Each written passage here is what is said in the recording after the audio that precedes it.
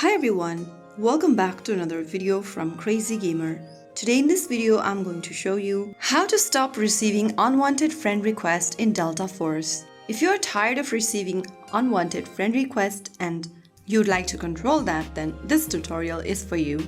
First of all, launch the Delta Force game on your device and log in with your account if you haven't already, and from the main menu, tap on the settings button at the top right corner. After opening up the settings menu, tap on Privacy Compliance at the bottom left, and then inside the privacy settings, you will see Allow Friend Request button. Tap on Off right underneath Allow Friend Request, and once you switch that off, this will completely block all the friend requests you may receive in the game. By adjusting your privacy settings and tapping on Off right under Allow Friend Request, you'll be able to turn off friend requests you may receive from unwanted users in Delta Force. If you found the video helpful, don't forget to like, share and subscribe to the channel. I will see you in the next video. Thank you for watching.